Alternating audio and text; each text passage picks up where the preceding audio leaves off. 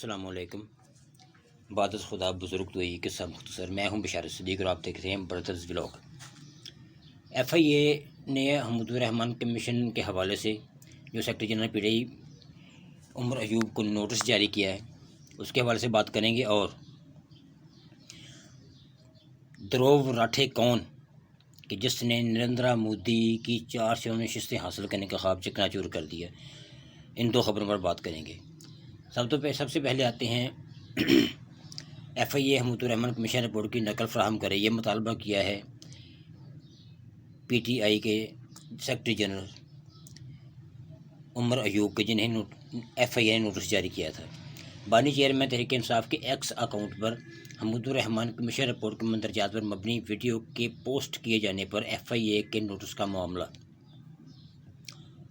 مرکزی secretary general Tehreek Insaf اور قائد حزب اختلاف عمر ایوب خان نے ایف آئی اے سے حمود الرحمان کمیشن رپورٹ کی نقل مانگ لی۔ ایف آئی اے کے نوٹس کے معاملے کو پارلیمان میں اٹھانے اور عدالت کے روبرو چیلنج کرنے کا بھی اعلان۔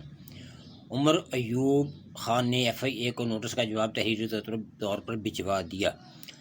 یہ جواب ممتاز ماہر قانون ڈاکٹر بابر اعوان کی وساطت سے بھجوایا گیا ہے۔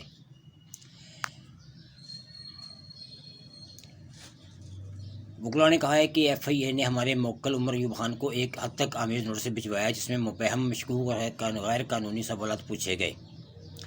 نوٹس سقوط ڈاکہ سے جڑے واقعات سے متعلق ہے جس پر حکومت پاکستان نے کمیشن قائم کیا۔ عمر ایوب کا وکلاء کا ایف آئی اے کو جواب۔ اس کمیشن نے 1972 میں عبوری جبکہ 1974 میں مکمل رپورٹ ریاست کو جمع کروائی، جسے نہ تو مسترد کیا گیا اور نہ ہی اس کے مندرجات کی تردید کی گئی۔ کمیشن نے اپنی حتمی رپورٹ میں جنرل یحییٰ خان اور ہتھیار ڈالنے والے جنرل امیر عبداللہ خان نیازی کے بیانات بھی قلم بند کیے اور انہیں رپورٹ کا حصہ بنایا۔ عمر ایوب کا وکلاء کا ایف آئی اے کو جواب۔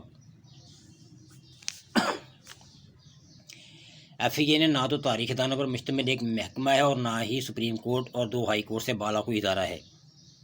عمر ایوب کا وکلاء کا ایف آئی اے کو جواب۔ ایف آئی اے کے اس نوٹس کا واحد مقصد ملک کے مقبول ترین سیاسی قائد عمران خان اور ان کی جماعت کے سیکرٹری جنرل عمر ایوب کو نشانہ انتقام بنانا ہے۔ ایف آئی اے جواب کی تیاری کے لیے حمود الرحمان کمیشن رپورٹ کی نقل فراہم کرے۔ عمر ایوب کے وکلاء کا ایف آئی اے کو جواب۔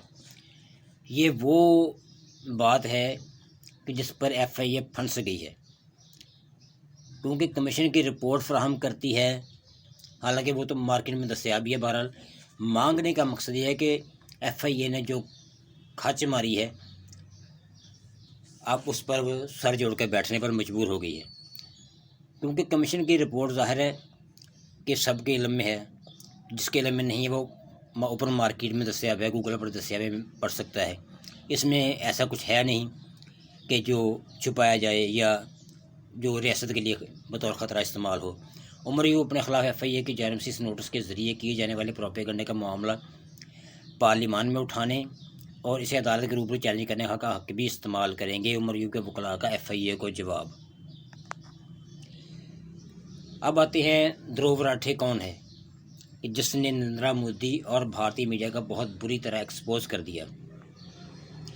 آپ حیران رہ جائیں گے کہ جب آپ کو پتہ چلے گا کہ اس نوجوان بھارتی یوٹیوبر دھرو راٹھے نے کتنا بڑا کام کیا ہے۔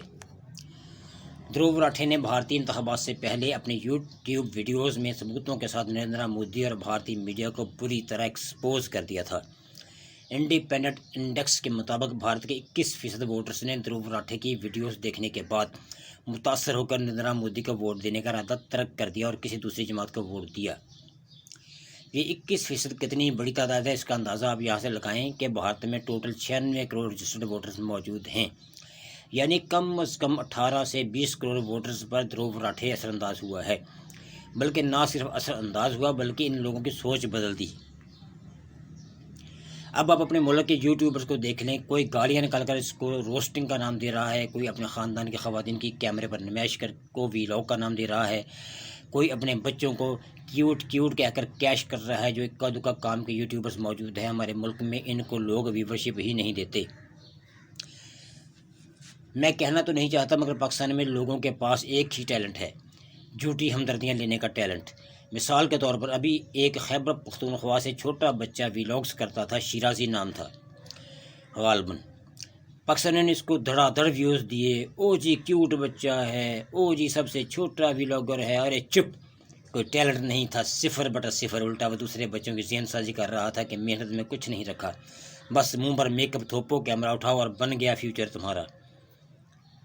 आखिर में बस इतना कहना चाहूँगा कि मुझे यकीन है ध्रुव राठी अगर पाकिस्तानी होता तो आज शायर अहमद फराद की तरह किसी काल कोठरी में पाबंद सलासिल होता और इसकी फैमिली को ढूंढा जा रहा होता, मगर भारत में वो आज़ाद घूम रहा है।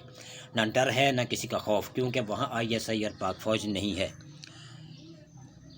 मिलते हैं अगले व्लॉग में, उम्मीद है सच्चा कड़वा सच पसंद आएगा।